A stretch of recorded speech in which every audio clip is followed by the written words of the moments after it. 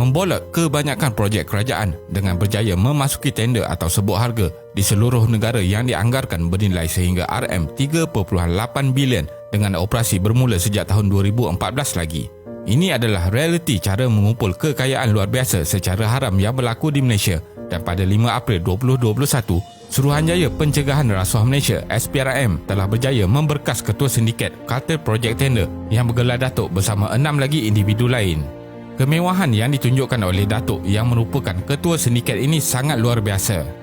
Selain dari memiliki nilai hartanah dan wang tunai jutaan ringgit, suspek juga memiliki beberapa kereta mewah, sebuah kapal mewah dan 2 buah helikopter. Jadi, dalam video kali ini, kita akan melihat bagaimana kartel tender projek haram beroperasi di Malaysia. Teruskan menonton. Modus operandi. Ketua sindiket yang berusia 47 tahun itu mengawal lebih 150 buah syarikat yang berfungsi untuk memasuki tender atau sebut harga di kementerian dan agensi yang terlibat. Beratus individu dilantik sebagai pengarah syarikat palsu dan dibayar gaji serta komisen antara RM5,000 hingga RM8,000 sebulan dengan menggunakan maklumat peribadi mereka. Mereka juga memalsukan kelayakan akademik dan sijil-sijil profesional bagi kegunaan syarikat. Sindiket tender ini menumpukan banyak projek penyelenggaraan fasiliti dan projek pembangunan oleh kerajaan. Penyata kewangan syarikat juga dipalsukan untuk membolehkan syarikat memasuki proses bidaan sebut harga projek.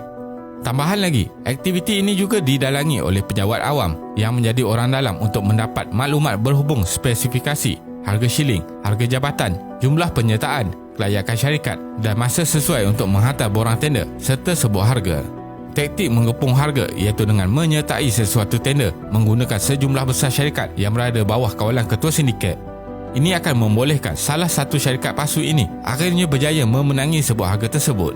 Syarikat-syarikat terbabit akan memasuki tender mengikut harga yang berbeza berdasarkan harga shilling yang ditetapkan. Beratus syarikat palsu ini akan digunakan secara bergilir-gilir untuk memasuki tender di kementerian dan agensi kerajaan. Setakat ini, sindiket ini telah memonopoli tender daripada beberapa kementerian dan agensi kerajaan di seluruh negara dengan nilai projek sebanyak RM3.8 bilion sejak tahun 2014. Penangkapan. Suruhanjaya Pencegahan Rasuah Malaysia SPRM telah berjaya menumpaskan satu sindiket kartel projek tender haram dengan penahanan 7 individu termasuk seorang ketua sindiket pada tengah malam Ahad 4 April 2021. Kesemua mereka ditahan di pusat operasi sindiket dan ketika serbuan dilakukan, hampir kesemua ahli sindiket sedang mengisi beberapa borang tender. SPRM juga turut membuat serbuan dan menjumpai sejumlah wang tunai bernilai RM3.5 juta di rumah ketua sindiket iaitu ahli perniagaan yang berumur 47 tahun. Pelbagai kenderaan mewah bernilai sehingga RM15.7 juta serta hartanah seperti banglo, rumah kedai dan pejabat bernilai RM29 juta disita. Sebanyak 644 akaun individu dan syarikat yang dianggarkan bernilai RM100 juta turut dibekukan. Kemudian pada 6 April, berita juga melaporkan seorang pegawai kanan kerajaan yang bertugas sebagai juru ukur bahan grade 48 iaitu lelaki berusia 38 tahun ditahan reman selama 7 hari kerana dipercayai terlibat dalam kerja penyediaan Bill of Quantity BQ bagi projek yang ditawarkan. Suspek dipercayai menerima rasuah dengan membocorkan maklumat berhubung spesifikasi projek kepada ketua sindiket. Ia bertujuan memudahkan penyediaan dokumen tender untuk berjaya diterima.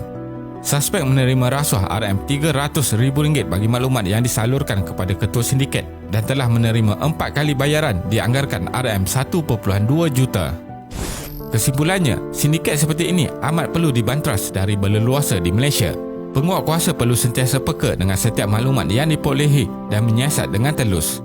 Namun, bagi kami, apa yang lebih merusingkan adalah rasuah di kalangan pejabat awam. Ia nampaknya tidak ada jalan penghujung untuk mengawal aktiviti ini kerana kita sering mendengar jenayah yang berlaku kebanyakannya mempunyai orang dalam. Penjenayah tetap dengan jenayahnya, tetapi pejabat awam yang merosakkan negara ini perlu diberi pengajaran sewajarnya. Sejujurnya, Malaysia tidak akan dapat mencapai tahap negara maju dengan mentaliti masyarakat yang mementingkan diri tanpa mempedulikan cara kerja yang penuh integriti dan profesional. Terima kasih kerana menonton dan jangan lupa subscribe. Jumpa lagi.